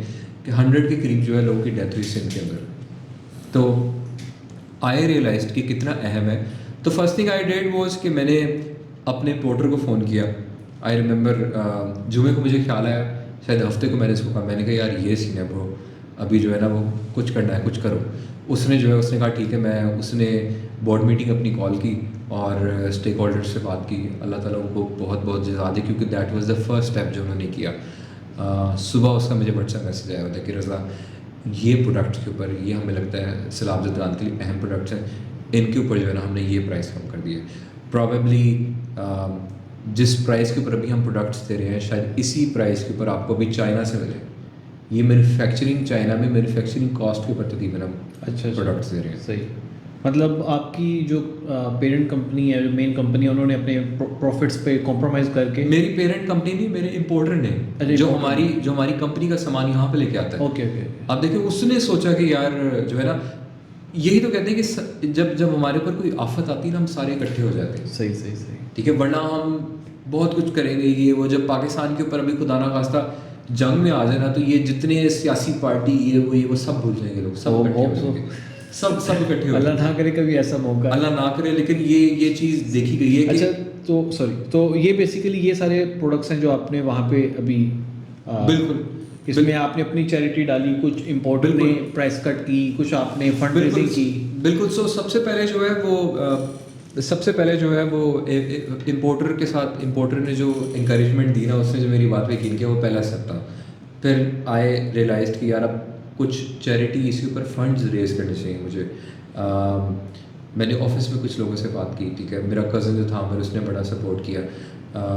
मैंने अपनी वाइफ से जाके बात की। मेरे बहुत सारे रिलेटिव्स हैं जो कि मुल्क से बाहर रहते हैं। हर भला बात क्या है मूसा भाई, आपकी बात जो आपने जहाँ से स्टार्ट किया था कि हम सुनते रहते हैं but we don't have a reliable trustable source, ठीक है ना। तो बहुत सारे लोग चैरिटी देना चाहते थे, लेकिन वो किसी ऑर्गेनाइजेशन पे यकीन नहीं करते थे। कोई फर्स्ट पर्सन सोर्स उनके पास नहीं था जो कि जिसको पैसे देते, कहते यार ये लो, और वो बंदा जाके लगा देता। जब मैंने आवाज़ उठाई इस चीज़ के ऊपर, तो आप यकीन करें तकरीबन जिस बंदे से मैंने बात की, जिस बंदे से मैंने कहा पैसे दो, उस बंदे ने पैसे दिए। और मैं आपको कहूँ कि I am trying to be very honest here, and Allah का लाख शुक्र है कि जिस बंदे से मैंने बात की, he understood the motive behind it, उसने पैसे दिए। और उस चीज़ ने इतना जज्बा मेरे में बढ़ाया। मुझे नहीं अपने ऊपर ट्रस्ट और कॉन्फिडेंस था इतना, लेकिन जैसे जैसे लोग डोनेट करते रहे, तब मुझे लगता रहा कि यार मैं तो I can do more. I should not play small, Allah ताला ने अगर एक एबिलिटी दी है टू इंस्पायर मोर पीपल, तो ये मेरी जिम्मेदारी है कि मैं इसको इस्तेमाल करते हुए। किन एरियाज़ में ये लेके गया ये मूसा भाई? हम इनिशियली तो अभी तक जो है वो हमने डेरा गाजी खान और राजनपुर के बीच में कोट छट्टा है, बिल्कुल, ठीक है। वहाँ पे मेरे कुछ फैमिली मेम्बर्स जो हैं वो ऑलरेडी तंदूर चला रहे थे, लाइव तंदूर, अच्छा, सैलाब ज़दगान के लिए। तो मैंने कुछ लैम्प्स उनको भिजवाए, ठीक है ना। कुछ लैंप्स जो हैं वो हमारे अभी सिंध के अंदर ठट्टा के अंदर गए हैं, ठीक है ना, कुछ हमारे डेरा गाजी खान के अंदर गए हैं, कुछ हमने जो है वो कराची भेजे हैं। राजनपुर जो है मैं वो खुद तकरीबन 200-250 लैंप्स जो है वो 200 के अच्छा, राजनपुर आप खुद राजनपुर मैं खुद लेके तो गया। वैसे वहाँ पे क्या हालात चल रहे हैं? और भी काफ़ी ऑर्गेनाइजेशंस हैं जो क्लेम कर रही हैं, काफ़ी काम कर रही हैं।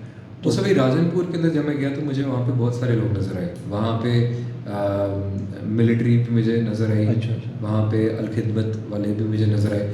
सरप्राइजिंगली वहाँ पे छोटी छोटी ऐसी ऑर्गेनाइजेशन जिनके बारे में, क्योंकि मैं सोशल सेक्टर से हूँ, मुझे था कि मैं बड़े बड़े नाम देखूँगा, लेकिन यंग लोग मुझसे भाई यंग लोग वहाँ पे जाके जो है वो जैकेटें पहन के, कई ने फौजी ट्राउज़र पहने हुए थे, वो पूरे पूरा माइंड सेट बना के आए हुए कि यार हम जा रहे हैं और अब हम पे जो है वहाँ पे जाके काम कर रहे हैं। तो वहाँ पे हम गए। एक अच्छी चीज़ हुई कि मेरे जहन में ये डिबेट चल रही थी कि मैं खुद लेके जाता हूँ और उसमें ख़र्चा होगा, तो क्या मुझे उस खर्चे से मज़ीद लैंप्स उस पैसे के लेके लोगों को दे देने चाहिए, मुझे खुद जाना चाहिए वहाँ पे।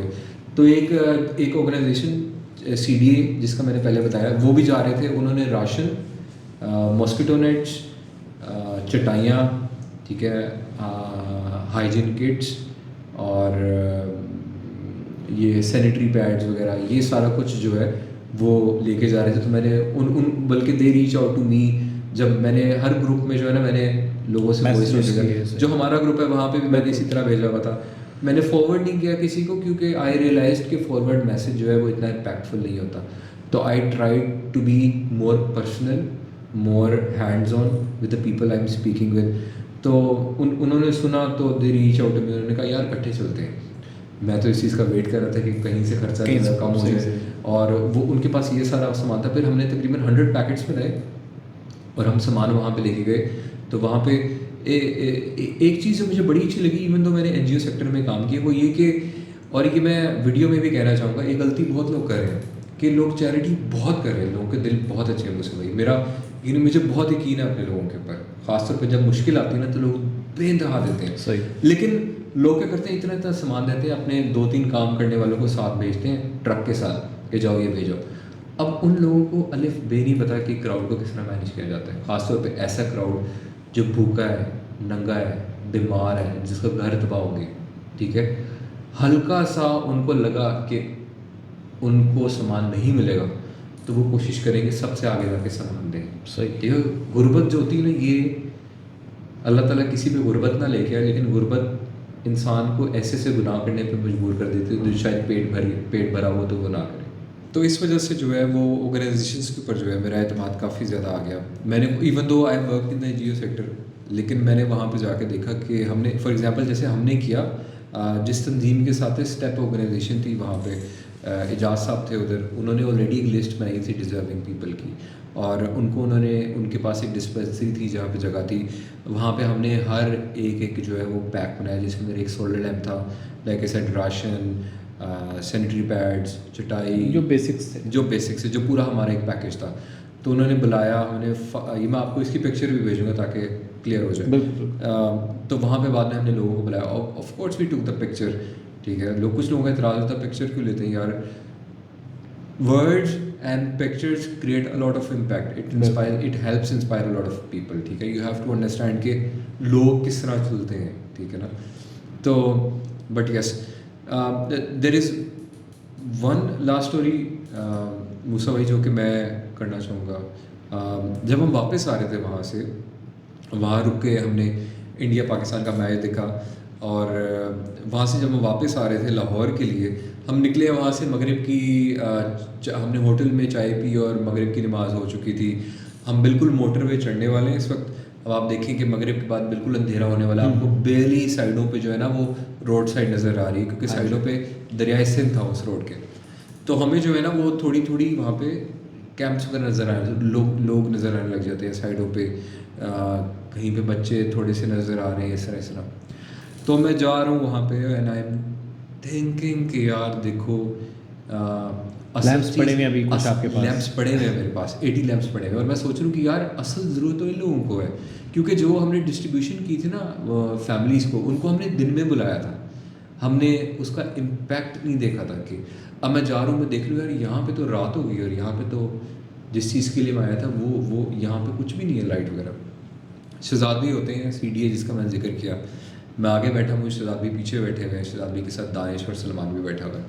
तो शहजाद भी को मैंने कहा शहजाद भी यार इनको दे देते हैं लैंप्स। शहजाद भी कहते हैं श्योर व्हाई नॉट। शहजाद भी इतने कहा, मैंने वो ड्राइवर था हमारे साथ, मैंने कहा कि उनको ड्राइवर का नाम भी मेरे जहन में आ रहा है, बट मैंने उनको कहा कि गाड़ी आप जो है ना यू टर्न ले लें। हमने यू टर्न लिया, तकरीबन आधा किलोमीटर ना हम आगे आ जाते हैं, क्योंकि मैं सोचते सोचते मुझे टाइम लगा होता है डिसीजन लेते हुए। तो हम वापस जाते हैं, तो वहाँ पे ना बहुत बड़ी कम्युनिटी है। अब हम ना थोड़े से ना डरे हुए होते हैं। अच्छा। बड़ा सरप्राइजिंग सी चीज़ है, लेकिन ना हमें आइडिया है कि लोग जब गुर्बत के अंदर जो है ना, लोग मजबूर हो जाते हैं। मजबूर होते हैं, लोग आउट ऑफ कंट्रोल हो जाते हैं। तो हम सोच रहे हैं यार यहाँ पे हम आए हैं और यहाँ पे तो भगदड़ मच जानी है। क्योंकि मैं 2010 के अंदर गया था अपने चाचू के साथ, जब 2010 का सैलाब आया था, अपने कज़न्स के साथ। मेरे चाचू उस वक्त SC कॉलेज में प्रोफेसर होते थे, और सैलाब आया था इसी तरह ही, मुजफ्फरगढ़, राजनपुर, जामपुर वगैरह। चाचू ने कहा कि चाचू भी दिल के बड़े अच्छे हैं। चाचू उस वक्त BBA मैंने स्टार्ट किया था। चाचू ने एक दिन जो है वो मेडिसिन ख़रीदी, राशन वगैरह ख़रीदा। चाचू ने कहा चलो, मैं अंसर, फैज़ी, मेरे 2 कज़न हैं, और मेरे एक मामू खलीक होते हैं, तो हम सारे चल पड़े।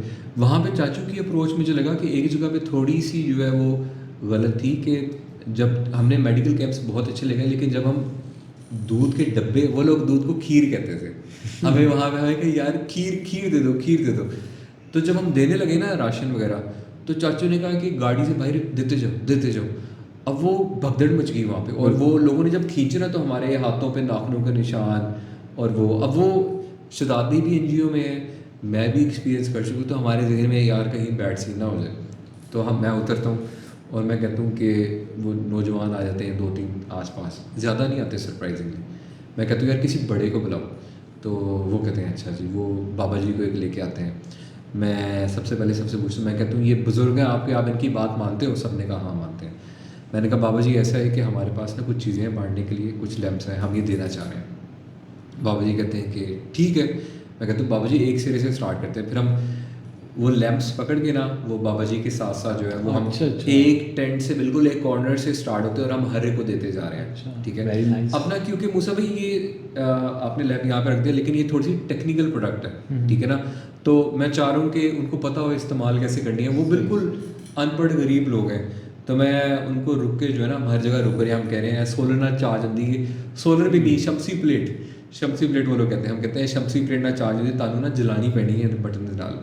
तो अच्छा जी, अब बिल्कुल छोटा छोटा मोमेंट आ रहा है जहाँ पे वो लाइट जलती है, and I am seeing their faces, और हम आगे बढ़ रहे हैं 1 2 3 4, I am seeing their faces. मेरे दिमाग में जो है वो एक स्टोरी बन रही है, आई एम रियलाइजिंग कि ये लोग किस तरह के हैं। There are these young women, ठीक है, बिल्कुल यंग, कईयों के बच्चे हैं, कईयों के बच्चे नहीं हैं। कुछ बहुत सारे लोग सरप्राइजिंगली मैं देख रहा हूँ, वो लोग अपनी चारपाई में बैठे हुए हैं, वो लोग खींच नहीं रहे हमसे सामान। अच्छा। एक डिसिप्लिन है पूरी कम्युनिटी के अंदर। मैं देख रहा हूँ, मैं हैरान हूँ, और मैं देख रहा हूँ कि यार ये किस तरह के लोग हैं, मतलब कि they're out on the road, इनके घर वगैरह टूट गए हैं, but they're very discipline. Suddenly slowly it gets to me. मैं I I don't know, I start getting emotional there. मेरी एनर्जी जो है ना, अचानक से बहुत ज़्यादा जैसे ना ड्रेन होने लग जाती है। सही। एक डब्बा शहजाद ने पकड़ा हुआ था, एक डब्बा मैंने पकड़ा हुआ था, और बाकी जो पिछले थे वो हम दोनों खोल खोल के दे रहे थे। आखिरी डब्बा रह जाता है, और मैं कहता हूँ शहजाद भी यार आप ही ले लें। शहजाद भी कहते नहीं तुम करो। मैं कहता हूँ नहीं शहजाद भी आप करें। मैं खड़ा होता हूँ और शहजाद भी को देख रहा हूँ, शहजाद भी बांट रहे हैं, I am just looking at this people like, and that moment, like even for me speaking about it right now, I don't know, it's just I'm just कि मैं क्यों नहीं हूँ वहाँ पे, वो लोग क्यों हैं यहाँ पे, ठीक है। It's just I don't know। बहरहाल उसके बाद क्या होता है कि हम वहाँ से निकलते हैं और उसके बाद बड़ी मज़े की चीज़ होती है, बड़ा दुख होता है मुझे। बाबा जी बेचारे जो है ना, वो लोग कोई होते हैं 150 लोग, फैमिली होती है, और बाबा जी होते हैं उनके साथ। तो हमारे पास 80 लैंप्स होते हैं। तो हम बाबा जी को कहते हैं, बाबा जी थोड़े से लैंप्स रह गए, आपने ना तरीके से पढ़ने हैं। तो बाबा जी ना वहाँ पे कुछ लोगों को पता लग जाता है कि अब ना हमें लाइट नहीं मिलनी, तो वो कुछ माई आके जो है ना बड़े बड़े करने लग जाती है। बहरहाल वी डिस्ट्रीब्यूट दोज 80 लैम्प्स, और बाद में हम जाते हैं तो बाबा जी को देने के लिए कुछ बचता नहीं है हमारे पास। तो बहुत अफसोस होता है। बाद में मैं देखता हूँ, I have not shared this before, लेकिन बाद में मैं देखता हूँ तो हमारे पास एक बड़ा लैम्प भी पड़ा होता है, जो इससे थोड़ा सा बड़ा लैम्प है। लेकिन शदाब भाई फॉर गुड रीज़न मुझे मना कर देते हैं। शदाब भी कहते हैं क्योंकि काफ़ी लोगों को नहीं मिला, और अगर तुम कम्युनिटी के लीडर को एक ऐसी चीज़ दोगे जो कि बाकियों से अच्छी है, तो इस लीडर के ऊपर लोगों का ट्रस्ट ख़त्म हो जाएगा। तो don't give it to them, and I find good reason in it, और मैं फिर उनको नहीं देता। फिर हम वहाँ से निकलते हैं मूसा भाई, और you know we are all in that moment, and I don't know, हम कुछ अरसे खामोश रहते हैं। Then you know life picks up and we're back in the mood. Back in routine. We're back in the podcast like we are, or just you know, just जब मैं वापस आता हूँ, I'm just so energized and I feel so privileged and I feel a huge responsibility in me कि मुझे कुछ करना है. I come back, I make a video and I try to reach out as many people as I can. जिन लोगों ने पैसे donate किया, I reach out to them as well, I share my story के उनको तसल्ली हो कि you know जहाँ पर उन्होंने पैसे दिए थे it was the right thing to do. Even अभी हमारा प्लान है कि हमने राजनपुर काम किया, अब हम तोनसा के लिए ड्राइव कर रहे हैं। अच्छा, ठीक है। और ये कब कर रहे हैं आप? मूसा भाई ये प्लान जो है, ये क्योंकि पहले लैंप्स मेरे अपने थे तो I could procure them at a very reasonable price, लेकिन टेंट्स ये अब हम तोनसा जाना चाह रहे हैं, क्योंकि जब वहाँ पे जब मैं निज़ाम एनर्जी में काम, एक कंपनी थी निज़ाम एनर्जी, तो वहाँ पे हमारे ऑफिस से ये सारी बेल्ट के अंदर ये सारी बेल्ट मेरे हाथों से गुजरी हुई है। रहीम यार खान, राजनपुर, डेरा गाजी खान, तोनसा भी डेरा गाजी खान की एक तहसील है, फिर मुजफ्फरगढ़, लिया, भक्कर, कुशाब, अटक, चकवाल, ये और इंटीरियर सिंह, यहाँ पे हमारी हर डिस्ट्रिक्ट में ना एक एक शॉप होती थी। तो तोनसा में भी हमारी शॉप होती। तोनसा जो है ना, वो मज़े की बात आपको बताऊँ कि वो सबसे पसमानदा शहर है पूरे पंजाब का। अच्छा, बुज़दार साहब हमारे तोनसा से, आपको पता है, जो इमरान खान कहते हैं जी। और there might be another reason for it, but I always feel कि इमरान खान ने बुज़दार साहब को जो है वो चीफ मिनिस्टर एक पॉइंट प्रूव करने के लिए लगाया है। समझ रहे हैं आपके पॉइंट के, वो सबसे पसमानदा शहर पंजाब के उससे उठा के जो उन्होंने बुज़दार साहब को लगाया। वो बिल्कुल बॉर्डर है, उसके साइड पे कुछ कबायली इलाके हैं जो कि बलोचिस्तान से टच करते हैं, वो बीच में पड़ते हैं तोनसा, और मुझे याद नहीं है कि बलोचिस्तान का कौन सा शहर है, बट यस। सो वहाँ पे मेरी टीम है, मेरी राजनपुर में भी थी, लेकिन क्योंकि मैं ऑर्गेनाइजेशन के साथ गया था तो मुझे ज़रूरत नहीं पड़ी। उनसे जब मैंने बात की ऑन ग्राउंड, जब हमने स्टडी की, तो हमें पता लगा कि वहाँ पे बिल्कुल ration, medicine and all that in सब की ज़रूरत है, लेकिन वहाँ पे क्योंकि थोड़ा सा कबायली इलाका थोड़ा सा ऊंचा है, ठीक है, तो वहाँ पे टेंट्स की बहुत ज़रूरत है। इस वक्त सर्दियाँ आने वाली हैं, लोगों से सर्दी बर्दाश्त नहीं होगी, तो देन वी डिसाइडेड कि हम टेंट्स भी लेके जाएंगे। अभी तक टेंट्स की प्रोक्योरमेंट का कर रहे हैं, एक दो लोगों को कहा है। मेरे कॉमसेट्स के एक टीचर है, उन्होंने मुझे रीच आउट किया, वो खुद सामान काफ़ी चैरिटी कर रहे हैं। सो इट्स वेरी इंस्पायरिंग कि यू नो जब आप देखते हो कि दूसरा बंदा चैरिटी कर रहा है, तो आप एक it sort of builds a brotherhood between them. तो हमारी कोशिश है कि, मेरी कोशिश है अफ्रीका जाने से पहले जो है वो मैं अफ्रीका अक्टूबर के स्टार्ट के अंदर जाना है, तो उधर जाने से पहले इंशाल्लाह लाजमी तकरीबन या तो इस वीकेंड पे या कमिंग वीकेंड पे लाजमी। बिल्कुल, I will mention your number on the video as well, तो if someone want to reach out to Raza, you can definitely, आप दिल खोल के डोनेशंस दें, क्योंकि ऑब्वियसली इसका एक बहुत अच्छा इम्पैक्ट पड़ता है आपकी पर्सनालिटी के ऊपर, आपकी इनर सेटिस्फैक्शन के लिए। बिल्कुल। तो it was all Raza, mister Raza Zubair, thank you so much.